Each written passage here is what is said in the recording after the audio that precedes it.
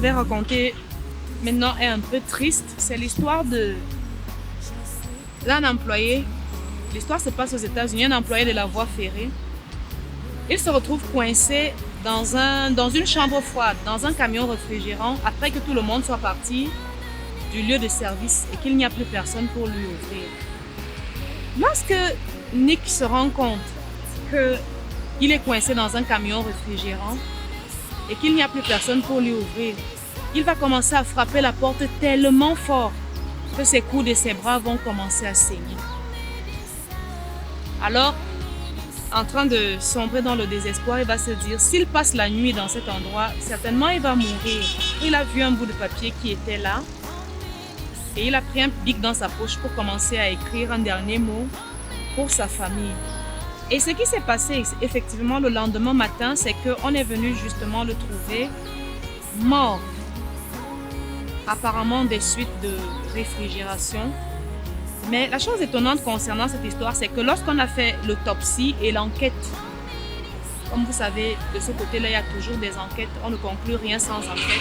Lorsqu'on a fait l'enquête, on a constaté que le camion réfrigérant en question, dans lequel il a été coincé, dans lequel il est mort, en fait, n'était pas alimenté en courant et qu'il n'y avait pas de glace, en fait. Donc, on peut donc conclure qu'en fait, il est mort beaucoup plus à cause de la glace dans son âme que de la glace réelle autour de lui. Parce que le camion réfrigérant en question ne marchait plus. Cette histoire nous illustre un peu ce que la foi dans le négatif peut faire. Aujourd'hui, nous avons de moins en moins de croyants même que nous sommes qui prennent des risques avec la foi. Face à l'adversité, nous sommes prompts à conclure et à chercher des plans B. Il y a comme une dictature du plan B, nous ne voulons plus prendre trop de risques avec la foi. Combien de fois nous sommes ceux-là qui avons dit à nos collègues « Je ne suis pas sûr que ce projet va finir à temps ». Combien de fois nous sommes ceux-là qui avons dit « Je vais à la boutique, mais comme il y a pénurie là, je ne suis pas sûr que je vais trouver ce que je vais chercher ». Combien de fois nous sommes préparés à ne pas trouver l'article que nous partons chercher à la boutique. Combien de fois nous avons dit « Ah, comme il n'y avait pas la connexion hier, moi je ne suis pas sûr qu'il y aura la connexion aujourd'hui, donc je ne vais même pas continuer ce travail ». Combien de fois nous sommes ceux-là qui anticipent sur le négatif alors que nous sommes des croyants. Alors, ce qui se passe, c'est que le pessimisme gagne du terrain même chez les croyants. On parle souvent du pessimisme défensif. C'est celui dans lequel quelqu'un préfère penser au pire pour ne pas être déçu par l'issue d'une situation.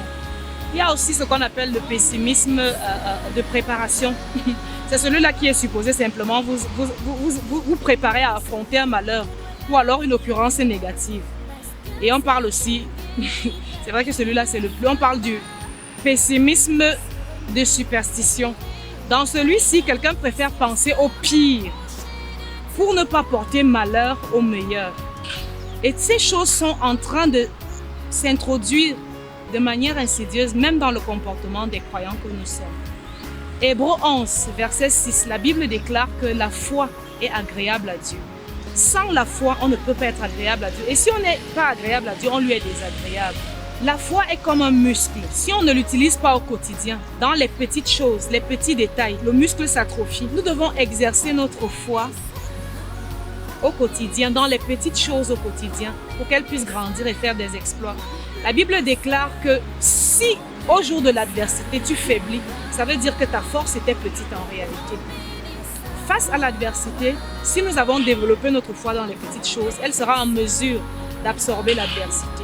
La foi est agréable à Dieu. J'espère que le Seigneur nous donnera cette grâce de prendre le risque avec notre foi dans les petits détails de tous les jours. Que le Seigneur vous bénisse à vous.